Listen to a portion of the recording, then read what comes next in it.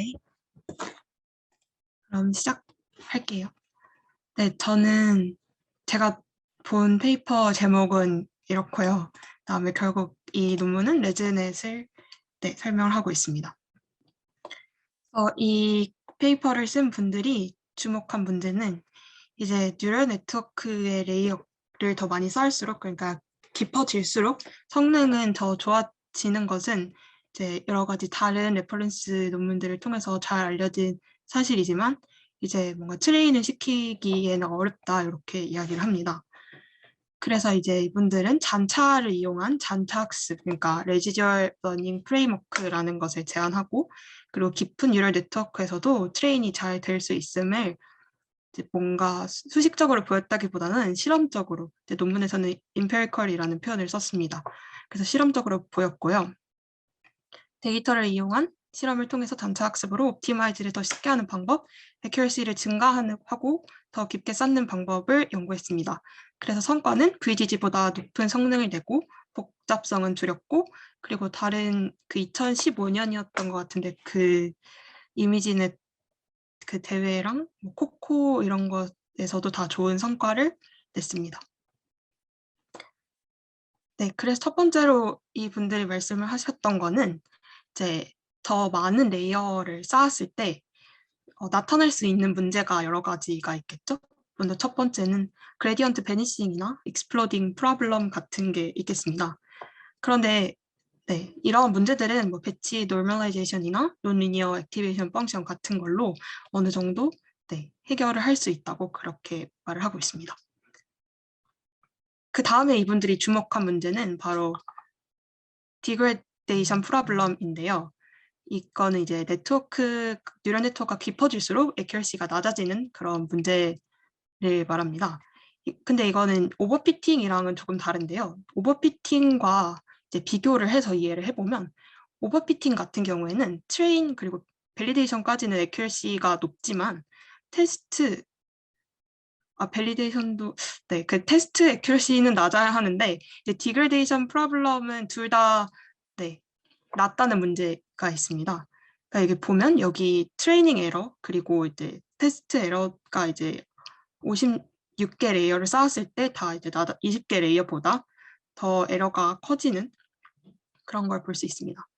그래서 이 논문에서는 디그레데이션 프로블럼이 이제 딥한 뉴럴 네트워크에서 옵티마이즈가 어렵기 때문에 생기는 부작용으로 보고 해결해 보려고 한다가 이 페이퍼의 가장 큰 문제 제기입니다. 그래서 이분들이 제안하신 거는 이제 딥 레지듀얼 러닝 프레임워크인데요. 이게 무엇이냐 하면은 레이어가 그 다음 레이어에 이제 따라서 이제 바로 적합하게 만드는 것이 아니라 레지듀얼의 매핑에 적합하도록 설계를 하는 겁니다. 그러니까 이전 레이어의 결과를 다시 참조하는 것을 말합니다. 이걸 이제 조금 그냥 간단한 식으로 조금 풀어서 설명을 해보면, 기존의 매핑을 hx라는 함수라고 생각을 하면요. 인풋이 x일 때 아웃풋은 hx라고 생각해 볼 수 있겠습니다. 그런데 이제 바꾼 매핑 같은 경우에는 이 입력과 출력의 잔차를 계산을 합니다. 그래서 이거를 이제 fx라는 함수로 둡니다. 그러면 이제 fx는 hx-x가 되겠죠. 근데 이제 x는 중간에 바꿀 수 있는 값은 아니고, 그리고 이제 잔차를 최소화하는 게 저희 목적이잖아요. 그러니까 fx가 0이 되는 것이 가장 최적의 해라고 볼 수 있겠죠. 그러면 이제 hx랑 x랑 비슷하게 만드는 것이 저희의 목표가 되겠습니다. 그래서 이거의 이제 의미는 알지 못하는 최적의 값으로 hx를 근사시켜야 한다는 어려움이 있었는데, 사전 hx는 x라는 목표가 주어져서 이제 학습이 좀 더 쉬워졌고, 또 이렇게 이제 덧셈으로 연산이 변형이 되어서 조금 더 연산이 단순해지고 그런 장점이 있겠습니다. 그리고 이제 이거를 페이퍼를 읽다 보면 아이덴티티 매핑이랑 쇼트컷 커넥션이라는 이제 용어가 계속 나오는데요. 조금 이제 약간 헷갈리게 서술이 돼 있어서 먼저 좀 정리를 조금 해보았습니다. 딱 아이덴티티 매핑은 그냥 이제 간단하게 생각을 하면 그냥 나 자신을 전달하는 거라고 생각을 하면 됩니다. 그런데 쇼트컷 커넥션 같은 경우에는 이제 앞선 부분의 피처가 뒤쪽까지 영향이 직접적으로 전달되는 것이 아니라 중간을 거쳐서 뭔가 전달이 되기 때문에 학습 과정에서 그런 피처들 간의 변화가 생깁니다. 그래서 쇼트컷 커넥션을 추가해 주게 되면 이전부터 얼마큼 변하는지 나머지만 계산하는 문제로 이제 바꿀 수 있습니다. 그래서 학습이 좀 더 빨라질 수 있겠습니다. 그래서 이 논문에서는 쇼트컷 커넥션이랑 아이덴티티 매핑을 조금 헷갈리게 서술을 해놨는데 둘을 굳이 다른 것으로 생각을 하지 않으시고 그냥 약간의 그런 표현이 좀 다른 거다 이렇게 보시면 괜찮을 것 같습니다. 네, 그래서 결국 정리를 하자면 그런 중간에 있는 피처를 이제 핏하는 것보다 레지듀얼 매핑을 핏하는 것이 좀 더 쉽다. 이게 메인 포인트였고요. 그래서 쇼트컷 커넥션이 이 역할을 정확하게 할 수 있다고 이렇게 그분들이 이제 가정을 한 후에 실험적으로 그것을 보였습니다. 그래서 그 실험을 어떻게 했느냐를 좀 살펴보면요. 일단 이 레즈넷의 그 베이스라인 그런 모델은 VGG에서 영감을 받았습니다.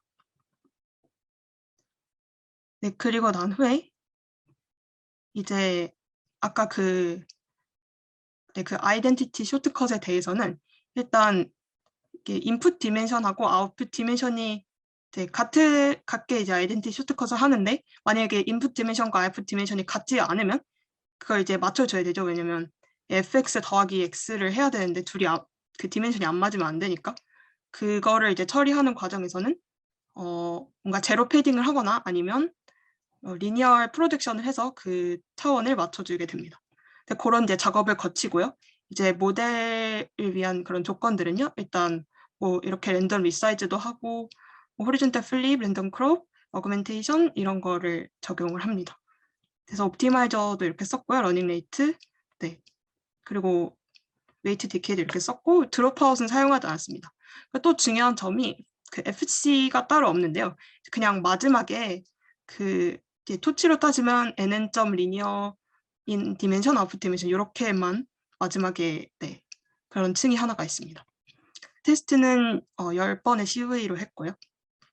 이제 결과를 보면 이분들이 레지넷 이 모델을 가지고 18개 레이어, 그 다음에 34개의 레이어, 그 다음에 플레인넷 이렇게 3개를 비교를 했습니다. 그래서 네, 34개의 레이어가 좀 더 좋은 성과를 거뒀다고 네, 이렇게 결과가 나왔고요. 그래서 이분들이 결과를 해석을 할 때 디그레데이션 프로블럼이 좀 해결이 되었으며 깊이가 증가해도 좋은 정확도가 있다고 주장을 했습니다. 그리고 또 이제 18개 레이어하고 플레인넷도 비교를 했는데 18개 레이어가 플레인넷보다 빠르게 수렴한다고 네, 그런 결과를 볼 수 있었습니다. 그리고 좀 더 네, 추가해 설명을 하면 이제 옵션이 좀 있는데요.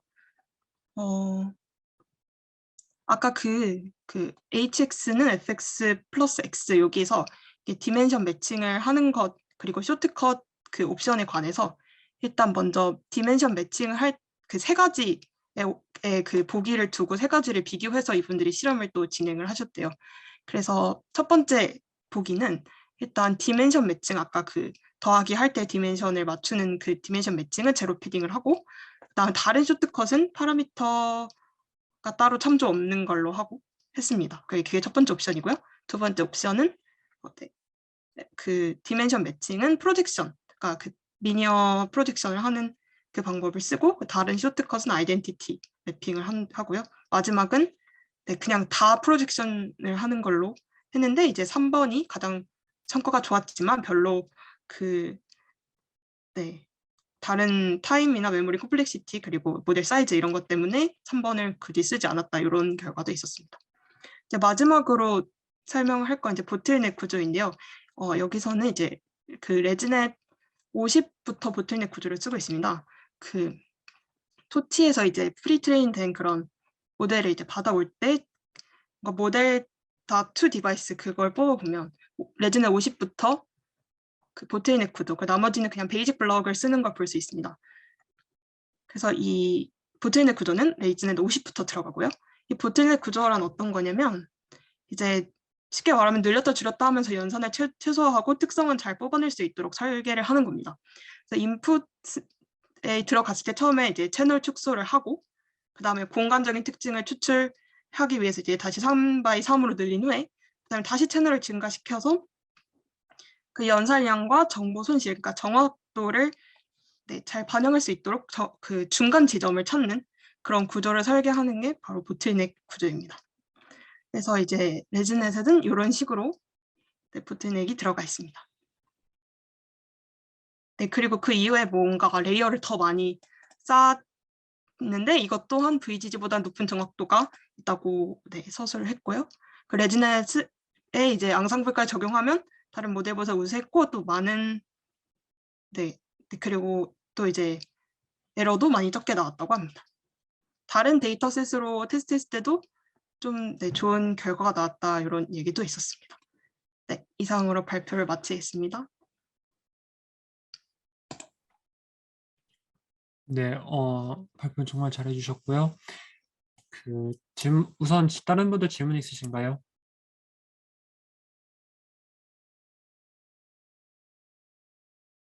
네, 레지넷은 아까 말씀드렸듯이 엄청나게 많이 쓰고 있죠. 아직도 레지넷 50나 레지넷 10인가 120인가 갑자기 기억이 안 나는데 어쨌든 레지넷 모델들을 아직도 이제 베이스라인은 아니고 약간 요즘 약간 생각을 하는 게 사람들이 요즘은 아니고 이제 좀 됐죠. 요즘은 비전 트랜스포머를 많이 사용을 하긴 하지만 자기가 어떤 메인으로 할 때 예를 들어서 이미지 투 이미지 트랜슬레이션을 한다고 쳐요. 저희가 예를 들어서 이 이미지에서 어떤 낮에 찍은 이미지가 있는데 이것을 밤에 찍은 이미지로 바꾸고 싶어요. 아니면 밤에 찍은 이미지를 낮에 찍은 이미지로 바꾸고 싶어요. 이런 거에 대한 모델들이 엄청 많단 말이에요. 근데 우리가 생각을 해보면 어쨌든 여기에서 모든 걸 다 CNN은 아니지만 어느 정도는 CNN을 사용을 해요. 근데 저희가 생각을 해보면 CNN을 여기서 사용하는 CNN이 이 태스크에서 사용하는 CNN이 만약에 누가 전에 만든 모델을 그러니까 2017년에 나온 모델이 하나 있어요. 그게 이제 이미지 투 이미지 트랜슬레이션 모델이에요. 근데 2019년에 훨씬 더 뛰어난 어떠한 CNN 모델을 만들어 놨어요. 레지넷시로 처음에 만들어진 모델을 여기에다가 레지넥스트라는 더 좋은 모델로 바꿔서 똑같이 내면 당연히 더 성능이 높아지지 않을까라고 생각을 할 수가 있죠. 저희는 뭐 당연히 그럴 수도 있고요. 성능이 더 높아질 수도 있고요. 그런데 이제 요즘은 누가 그러한 논문들을 쓰면요. 거기 안에 들어가는 CNN 구조는 성능이 더 좋아질 수 있든 없든 레지넷을 넣어요.